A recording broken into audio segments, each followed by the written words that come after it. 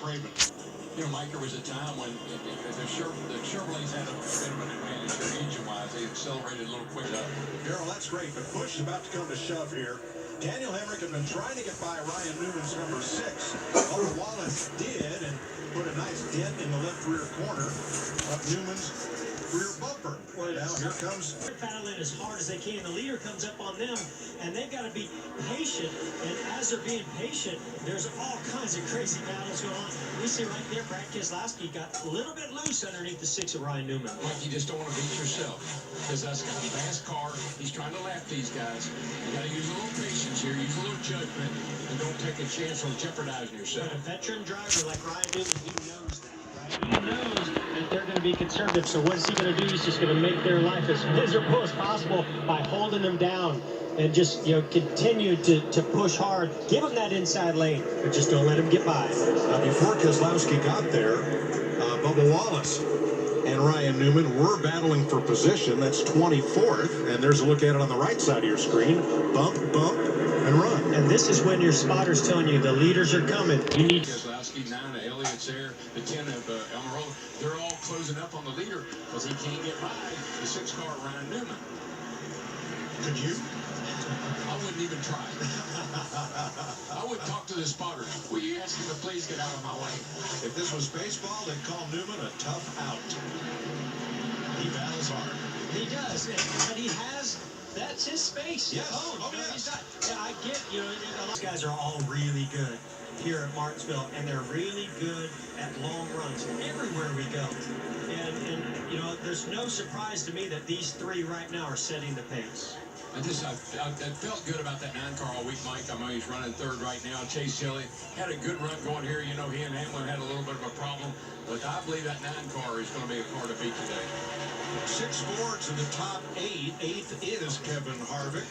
Started 4th, Jamie. And he slipped back a few spots now. Who put his number 34 Ford. The fence there, a lot of right front damage. Looks like pretty confident a right front tire went down. I saw him, he just got in the wall pretty hard off turn 4, but let's see the replay first. If you use too much brake here, Mike, you'll create it'll cause the V to the tire to fail.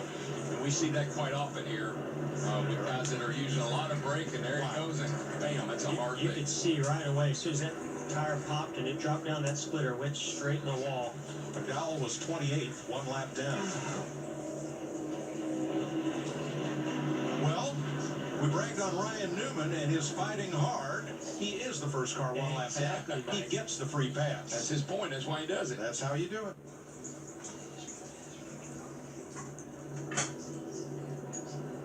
"65 laps complete." We're exactly halfway through stage number 1. Kevin Harvick's radio and a bit of discord. Peter, he just run into me on the left too, Timmy. I know. I can't say anything, but I don't know what was up there. Run his mouth about everything else. Pot, kettle, I don't know. Harvick, Boyer. No, that's a driver that has not won a race yet this year. And he's frustrated with the way he's Just a running. little bit frustrated.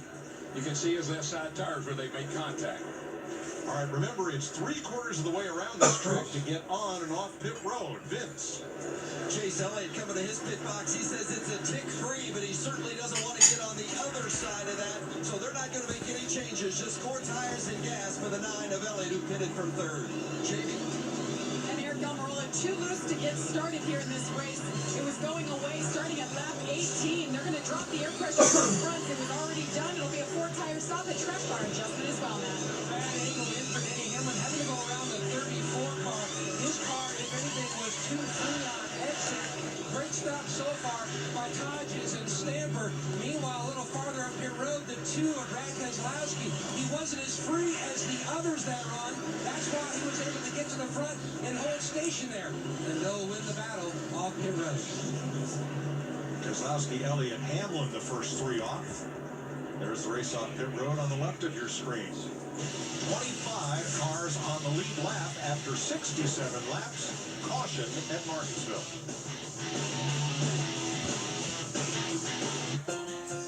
You could could take the treatment of your ulcerative colitis in a different direction. Talk to your doctor about Xeljanz, a pill, not an injection, or is the first and only FDA-approved pill for moderate to severe UC. It can reduce symptoms in as early as 2 weeks, improve the appearance of the intestinal lining, and provide lasting steroid-free relief. Gastroenterologist about Xeljanz. So, we're going back to green. Chase Elliott moved up 1 spot on the pit stop exchange. Several drivers, including Daniel Hemrick, Ross Chastain, took the wave around. Ty Dillon, too fast entering the pits, goes to the back, and we're going to restart at lap 71. Chase Elliott made sure. I know it's a restart, not the same as a start. He made sure that 2 car got in the line before he did. What he really wants to make sure he does is get down either in front or behind Denny Hamlin. Not going to happen down the back straightaway. Yeah, I like that outside, though. I see it getting better and better. It's not the way to go right now, but I just see it getting better and better.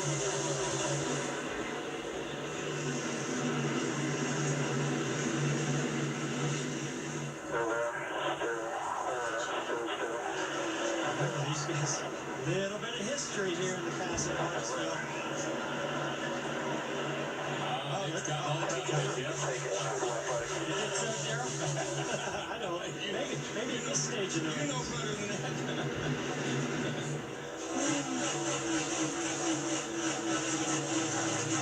But I can remember, it hadn't been all that long ago, if you were in the outside on a restart, you were done. You would fall back 7, 8, 10 spots sometime. You saw the 9 car, they were hanging in there pretty good on the outside.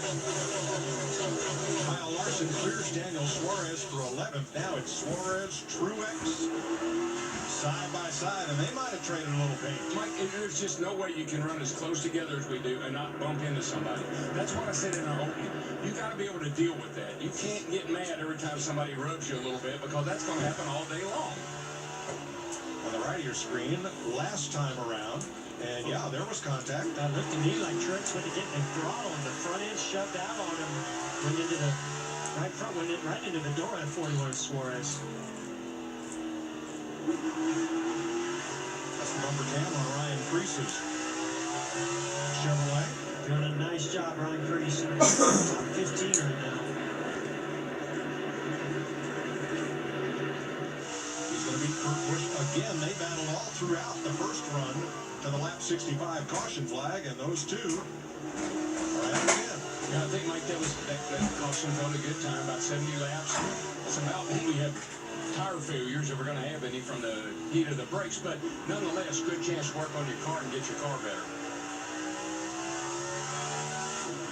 I'm impressed with the 3 of Dillon right now. I mean, he started deep in this field today, struggled in qualifying yesterday, and just goes by Kurt Busch. That's going to put him into 15th.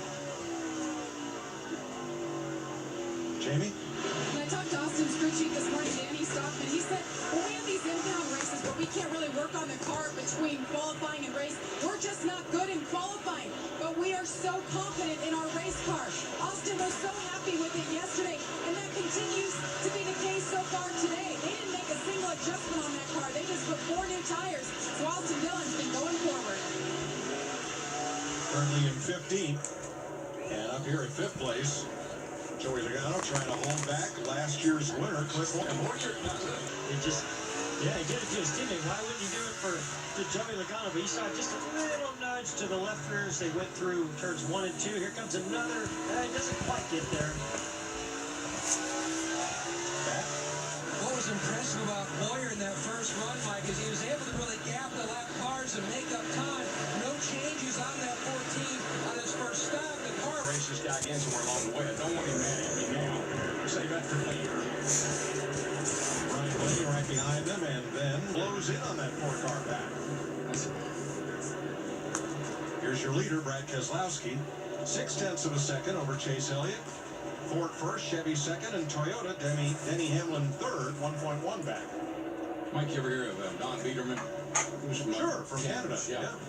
Anytime I go to an ASA race, they say, you see that Biederman? You better not mess with him. He'll put the bumper to you. And they And so what'd you do? I didn't mess with him. That's right. No. I just need a warning. That's all I need. See, I never mess with the guys where I would give them the bumper, they would just spin me. I have seen a couple examples of that. You're riding with Austin Dillon. That's our Symbicort cam. But you know, Jeff, in all honesty, that's because they know how good you are. And so they know you did that intentionally. So that's why they do that. Sixth place, teammates at Team Penske, Ryan Blaney, who was very unhappy after his qualifying. Now going after teammate Joey Logano. Blaney qualified 18th, was not pleased, but he moves up ahead of Logano to 6th.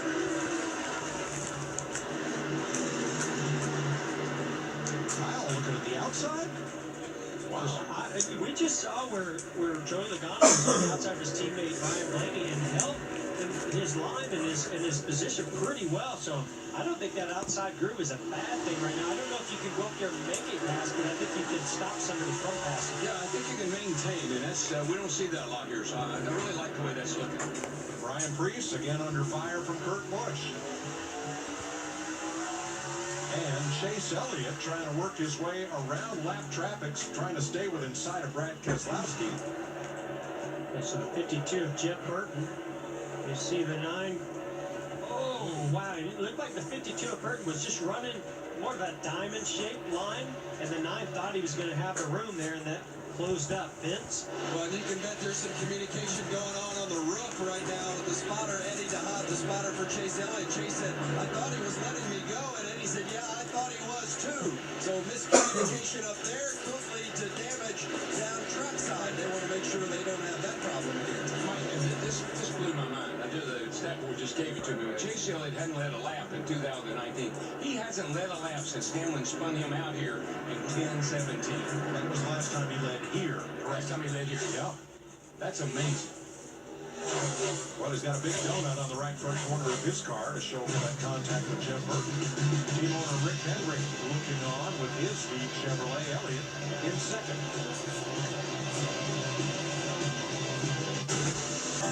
Now it's more refreshing. This one? Or this one? Agreed. The second one. That's 2 for Busch. The all-new Silverado. The strongest, most advanced Silverado ever. Next time by at Martinsville, 100 laps of 500 today. Brad Keselowski out in front of Chase Elliott, Denny Hamlin, Eric Almirola, and Clint Boyer. Kyle Larson just took 11th from Jimmy Johnson, and here comes Austin Dillon in the 3. Jeff Burton's lap car ahead on the outside. A little war in the smoke there. And Suarez smokes it into turn 1. So maybe he's going to get it wound up or not. Hey, one thing, that little 3-car, guys, it's hard to move. That car is really handling well, accelerating straight up off the corner. Austin doing a heck of a job in that car. And Mike, when you're running side by side with somebody, you say to yourself, I could move him. I could get into him. I could push him up the hill. You say that for about 3 or 4 laps, and finally you say, that's it, I've had it with this guy. Push him up the hill and get on by him. You know, if only it worked that way on the highway. I guess I'm glad it doesn't. But boy, some days. Been watching this battle between the 11 of Denny Hamlin, the 10 of Eric Almirola. Tell you what, Eric Almirola is doing a really nice job. He's searching around the racetrack, and I think he's got a better long-run car than he with Denny Hamlin. That's exactly what I said. Mike Hamlin said the 11 car was free on that first run, an air pressure change to try to improve that. But when you look at history, this has been his moneymaker place.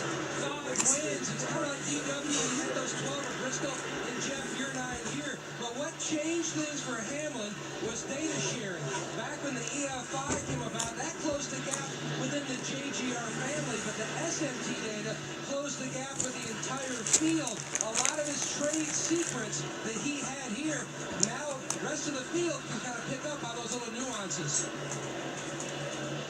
See the 19 of Mark Truex Jr. And look, getting this car into a winning position. We've seen them be so strong here at Martinsville the last couple of times. Hasn't won that short track yet, but that car's just not quite there yet, even though it is still moving forward. Vince? Yeah, and they were really happy with this car throughout a couple of practices yesterday, but Cole Byrne made that exact point to me earlier before the race, Jeff. He said, we've got to keep up with the laid down, and then under caution, you pick all that rubber off on your tires. He said it's tough to understand whether it's the car's handling that's changing or the track that's changing, but you got to stay on top of it if you're going to be a winner. 23 to go here in stage one. Clint Boyer joins the party for third place. Hamlin and Almirola, they trade a little paint. Tell you one thing you don't want to do here, get penalized. Ty Dillon had that speeding penalty during the first caution. He has only gained 2 positions since restarting at the back. Mind your speed. Eric Almirola on the move. Has the line. Boyer wants to go with it. So smart on Denny Hamlin's part. He knew that he cut down and went down. He knew this is not a good time to maybe throw a little block or push the issue. Let him go. We'll get him later. Jamie. And Eric Almirola in the 10, you know, they came here with a different mindset. Eric told me yesterday, this is just a makeover. And then Mike always had I had go-to racetracks. This is one of my go-to racetracks. And Jeff will tell you, some tracks you just go to, you can help everybody. You can help your crew chief, you help your team, because you know so much about the track and develop their own style. Enormous day of the weekend, Mike, and you can see the racetrack is certainly changing. Boyer all over his teammate in the 10 of Almirola. No changes on that first run. He had a really nice pace, but the exit, that's where he's starting to see the balance go away. Even so, he's gaining on the 11 on the outside and chasing down his teammate. You know, guys, we had that caution at lap 64 for Michael McDowell in the right front bead. This run to the end of stage one, Mike, to your point, is about 59 laps. I see so many drivers, especially those just fighting to stay on the lead lap, using a lot of brake. So we're going to be right there on the threshold. Does someone else have a tire beat issue?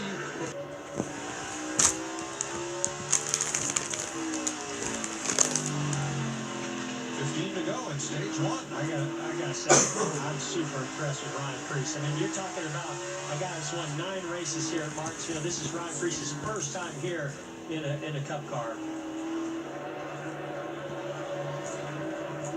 Ross Chastain separating the 2 leaders. Lap cars into play. David Reagan next in front of Keselowski. That blue flag with the yellow stripe. That is the move over flag. Someone faster is coming. That flag is largely ignored. But it is official. I was going to say, pretty useless. They waved a lot, but don't anybody adhere to it. It's definitely not official. No. It's a suggestion flag. Advisory. I used to get so angry. Does they not see that flag? No, I don't think so.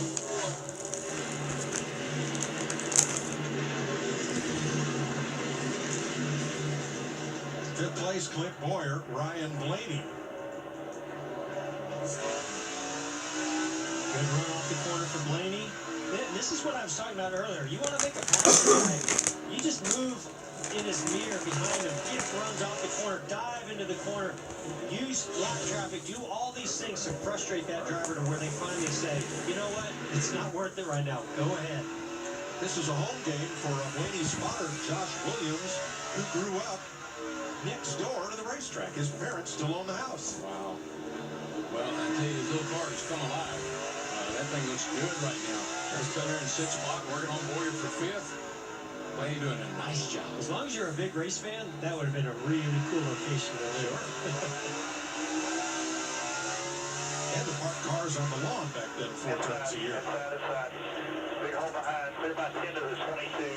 Biggest thing. And clear.